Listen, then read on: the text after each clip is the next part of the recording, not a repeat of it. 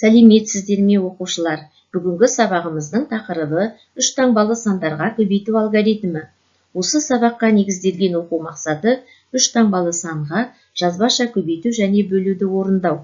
Сабақ мақсаты көп таңбалы сандарды үш таңбалы санға жазбаша көбейту алгоритмін меңгеріп, көбейту амалына берілген тапсырмаларды орындау. Өрнектерді оқу мен жазу кезінде көбейту амалы компоненттері атауларын дұрыс қолдану. Балалар, нөлмен аяқталатын сандарды екі таңбалы нөлмен аяқталатын сандарға көбейту амалына тапсырма берілген.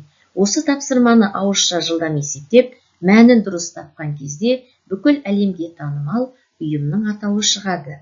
Қане, тапсырманы орындайық.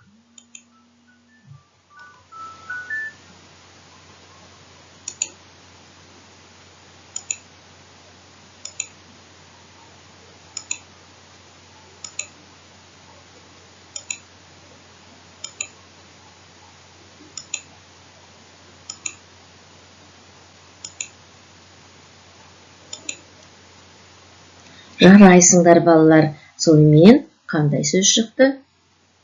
ЮНЕСКО. ЮНЕСКО бүкіл әлемге танымал ұйымның атауы екен балалар. ЮНЕСКО деген қандай ұйым екенін біліп алайық. ЮНЕСКО Біріккен ұлттар ұйымының білім, ғылым және мәдениет мәселелері жөніндегі мамандандырылған мекемесі. Оның жұмысына мәдени және тарихи ескерткіштерді қорғау кіреді. Біздің республикамыздың көптеген жерлерінде тарихи орындар, ескерткіштер өте көп. Оларды қорғау әрбір адамның парызы. ЮНЕСКО сөзін алу үшін қандай амалдар қолдандық? Дұрыс айтасыңдар, көбейту амалы. Олай болса, бүгінгі сабағымызда біз үш таңбалы санға көбейту алгоритмін үйренеміз. 3046 мен 245 сандарын көбейту үшін алдымен дәптерімізге баған түрінде жазып аламыз. Бірліктің астына бірлікті, ондықтың астына ондықты, жүздіктің астына жүздікті орналастырамыз. Астын сызамыз. 3046 санын 245 санының бірлігіне көбейтеміз. 5 пен 6-ның көбейтіндісінің мәні 30, 0-ін түсіріп, 3-ін ойға сақтаймыз. 5 пен 4-дің көбейтіндісінің мәні 20. 20-ға ойдағы 3-ті қосқанда 23. 3-ті жазамыз, 2-сін ойымызға сақтаймыз. 5 пен 0-дің көбейтіндісінің мәні 0. Ойдағы 2 мен 2 болады. 2-ні жазамыз. 5 пен 3-дің көбейтіндісінің мәні 15. 5-ті түсіреміз, 1-ді алдына жазамыз. Бірінші толымсыз көбейтіндінің мәнін есептедік. Енді екінші толымсыз көбейтіндінің мәнін есептеуіміз керек. Ол үшін ондықты 3046 санына көбейтеміз. Ондықты көбейткен кезде көбейтіндінің мәнін ондықтың астынан түсіреміз. 4 пен 6-ны көбейтсек 24. 4-ін түсіреміз, 2-сін ойымызға сақтаймыз. 4, 16. 16-ға ойдағы 2-ні қоссақ 18. 8-ін түсіремін, 1-ін ойыма сақтаймын. 4 пен 0-дің көбейтіндісі 0. 0-ге 1-ді қосқанда 1. 1-ді жазамыз. 4 пен 3-дің көбейтіндісі 12. 2-ні түсіремін, 1-ді алдына жазамын. Енді екінші толымсыз көбейтіндінің мәнін таптық. Үшінші толымсыз көбейтіндінің мәнін табу үшін жүздікке көбейтемін. Жүздікке көбейткендегі шыққан көбейтіндінің мәнін жүздіктің астынан бастап жазамын. 2 мен 6-ның көбейтіндісінің мәні 12. 2-ні түсіріп, 1-ін ойыма сақтаймын. 2 мен 4-дің көбейтіндісінің мәні 8. 8-ге ойдағы 1-ді қоссақ 9. 9-ды жазамын. 2 мен 0-дің көбейтіндісінің мәні 0. Жазамыз 0-ді. 2 мен 3-дің көбейтіндісінің мәні 6. 6-ны жазамыз. Үшінші толымсыз көбейтіндінің мәнін таптық. Енді осы 3 толымсыз көбейтіндінің мәнін қосамыз. 0-дің астында, бірліктің астында сан жоқ болғандықтан 0-дің өзін түсіреміз. 3 пен 4-дің қосындысы 7-ге тең. 2 мен 8-дің қосындысы 10. 10-ға 2-ні қоссақ 12. 2-ні түсіремін, 1-ін ойыма сақтаймыз. 5 пен 1-дің қосындысының мәні 6, 6 мен 9-ның қосындысының мәні 15, 15-ке 1-ді қоссақ 16, 6-ны түсіремін, 1-ін ойымызға сақтаймыз. 1 мен 2-ның қосындысының мәні 3, 3 пен 0-дің қосындысының мәні 3, ойдағы 1-ді қосқанда 4, 4-ті түсіреміз. 1 мен 6-ның қосындысының мәні 7. 3046 мен 245-дің көбейтіндісінің мәні 746.270-ге тең болды.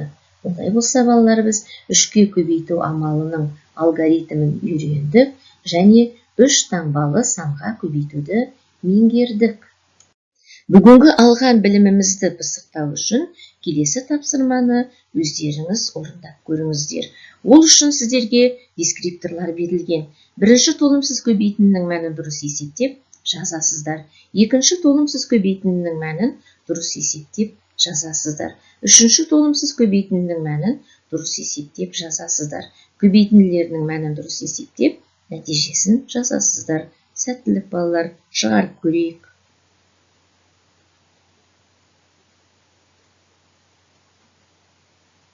Шығарып болдыңыздар ма, балалар? Олай болса, тексеріп көрейік. 2541 мен 235 сандарын көбейткенде, бірінші толымсыз көбейтіндінің мәні 12705. Екінші толымсыз көбейтіндінің мәні 7623. Үшінші толымсыз көбейтіндінің мәні 5082. Ал толымсыз көбейтінділерінің мәндерін қосқанда 597135-ке тең. 5261 мен 175 сандарын көбейткенде, бірінші толымсыз көбейтіндінің мәні 26305. Екінші толымсыз көбейтіндінің мәні 36827. Үшінші толымсыз көбейтіндінің мәні 5261.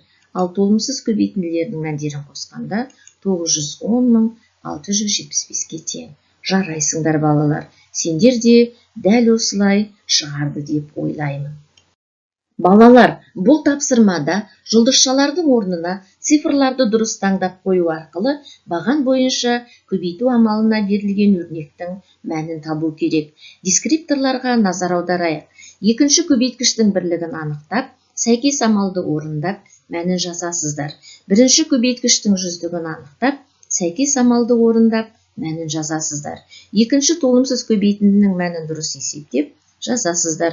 Бірінші толымсыз көбейтіндінің мәнін дұрыс есептеп, жазасыздар. Көбейтіндінің мәнін дұрыс есептеп, жазасыздар. Осы дескрипторларды басшылыққа ала отырып, тапсырманы орындайсыздар. Тапсырманы орындау сіздердің ойлау қабілеттеріңізді шыңдап, ой өрістеріңізді дамытады. Қане, ойланып көрейік.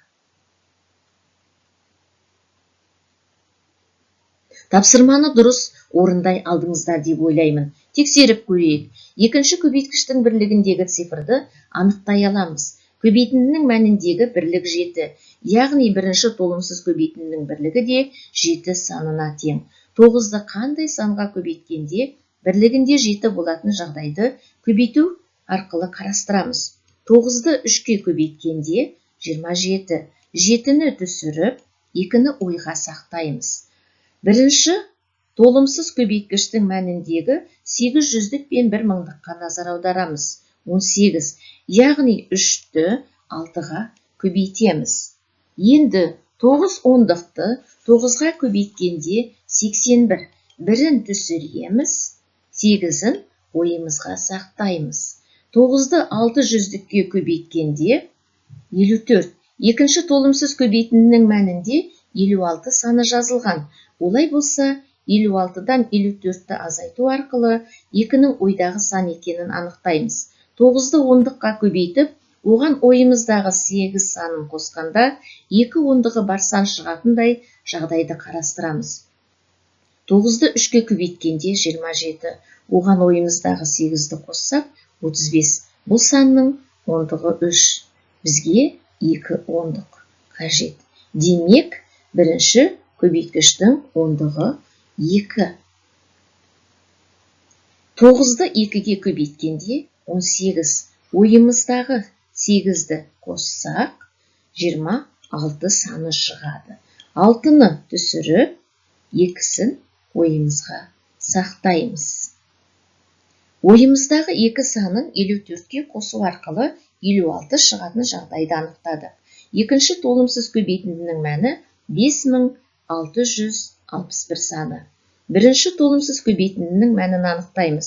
9-ды 3-ке көбейту арқылы 27 санын шығарып, 7-ні түсіріп, 2-ні ойымызға сақтап қойғамыз. Енді 3-ті 2-ге көбейтеміз.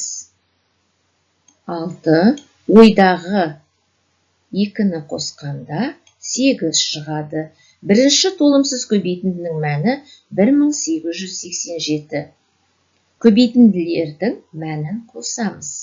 7-нің өзі түседі. 8 бен 1-дің қосындысы 9, 8 бен 6-ның қосындысы 14, 4-ін жазып, 1-ін ойымызға сақтаймыз. 1 мен 6-ның қосындысының мәні 7, ойдағы 1 мен 8, 5-тің өзін түсіреміз. 58497 саны шықты. Жарайсыңдар балалар, сендер де дәл осылай анықтай алды деген ойдамын. Ал енді бүгінгі жеткен жетістігіміз қандай? Көп таңбалы сандарды 3 таңбалы санға жазбаша көбейту алгоритмін меңгеріп, тапсырмаларды орындадық. 0-мен аяқталатын сандарды 2 таңбалы 0-мен аяқталатын сандарға көбейте аламын дегендеріңіз 3 ұпай қоясыздар. Көбейту амалы компоненттерінің атауларын қолдана аламын дегендеріңіз тағы да 3 ұпай қоясыздар. 3 таңбалы сандарды көбейту жағдайларын меңгердім десек 4 ұпай. Барлық ұпай саны 10. Сендер де 10 ұпай жинады деген ойдамын.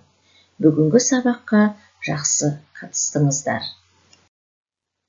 Сабақты қорытындылай келе, меңгергендеріңізді бақылау, тексеру мақсатында 3 таңбалы санға көбейтуге оқу тапсырмасы беріледі. Бұл оқу тапсырмаларын дескрипторларды басшылыққа алып, бүгінгі өткен тақырыпты естеріңе түсіре отырып, дұрыс орындайды деген сенімдемін. Бүгінгі сабағымыз осымен аяқталды. Сау болыңыздар.